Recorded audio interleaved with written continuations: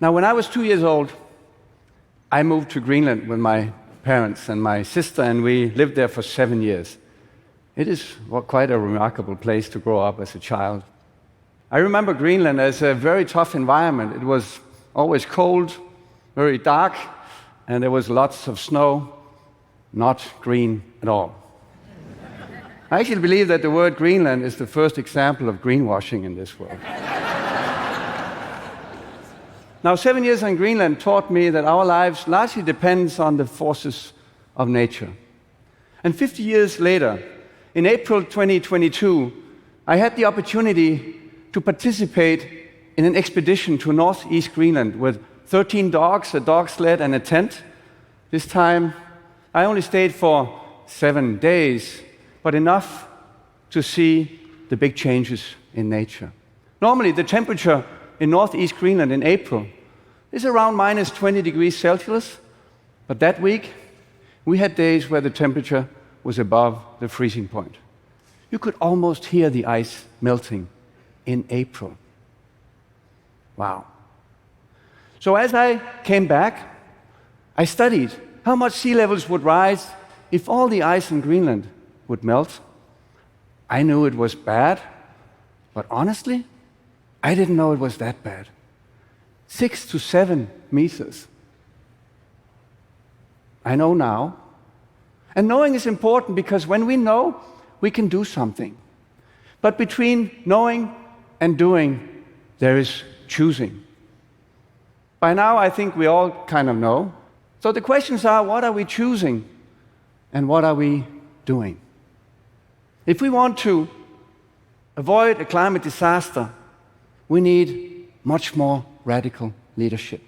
Now, some companies have chosen, actually many companies have chosen to commit to net zero emissions by 2030 or 2040, which is great news, but the progress is far too slow. CO2 emissions are still rising, and if we do want to avoid that climate disaster, I believe we need to be much more radical in our leadership.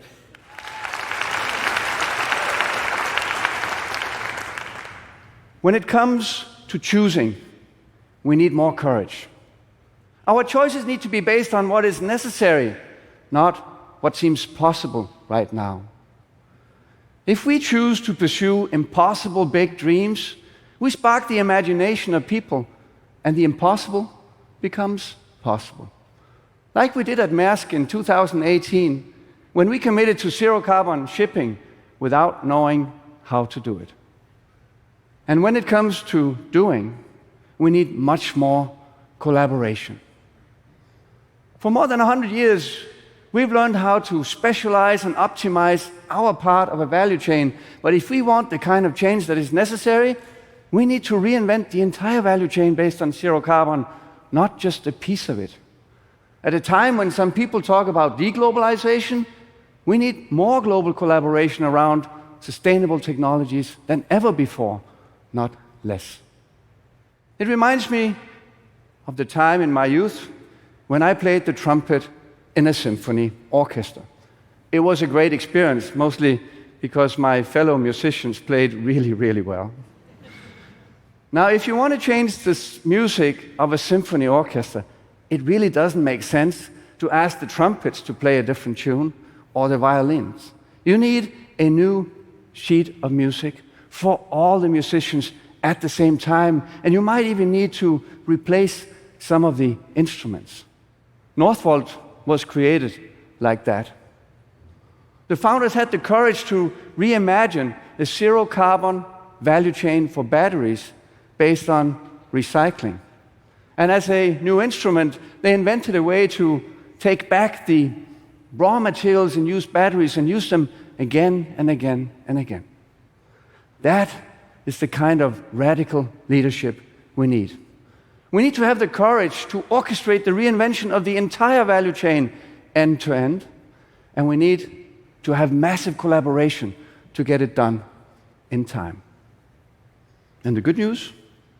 Well, from my experience with Maersk, and now Siemens and Northvolt, if you dream big and you have the openness for collaboration, This is not only a necessary set of conditions to be successful in the endeavor, it is also becoming a huge business opportunity. At Northvolt, we have an order book of $55 billion of green batteries, an 8-year-old company.